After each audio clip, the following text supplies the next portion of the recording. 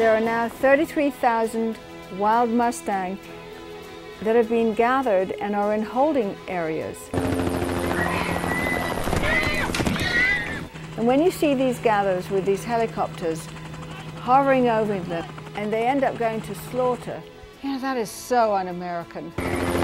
In short-term holding, they have 11,000 of them tied up in these corrals, and they don't have any shade, they don't have any trees, they get fed water and they get fed hay every day. They're not roaming free. These are the American people's horses, and they don't know what's going on.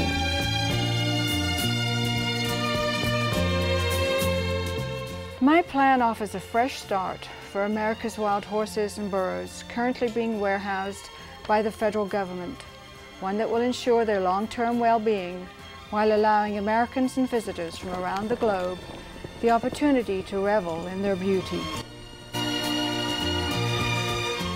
The Bureau of Land Management, the agency with primary jurisdiction over the animals' management, is fixated on continuing with its outdated management model, one which rewards private ranchers with lucrative contracts to graze rounded up Mustangs and burros on private grasslands.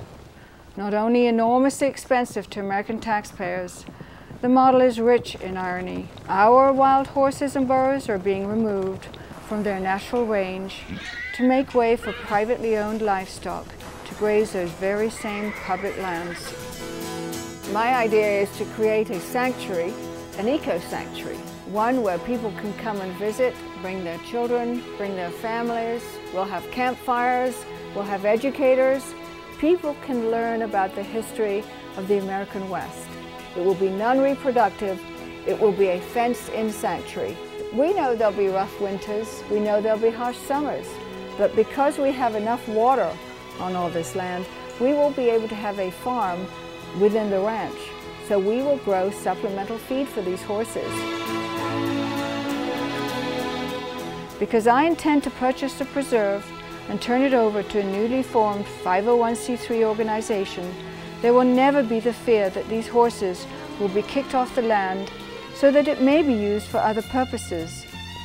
So the land will be owned by a non-profit organization formed with the sole purpose of providing for wild horses and burros in a manner that is similar to their natural environment, and with a stipend from the government, we will ensure their safety forever. We have the opportunity here to make history, to create a living museum that will showcase a species unique to America. There was a story built on this land, the American West, and the story was carried because of the horse.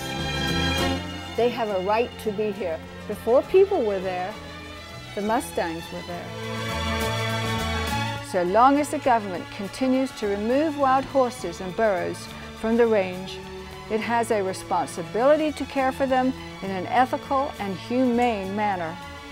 These animals, sentient beings in their own right, belong to the people and shall be cared for properly. The existing program that the BLM is running now will cost the American taxpayers $1 billion over the next 10 years. If they adapt my plan and we are given all the 33,000 horses, we can do this at a cost of $150 million. Not only will the cost come down significantly from $1 billion to $150 million, but we will be able to share this beautiful opportunity, this beautiful sanctuary with the American people.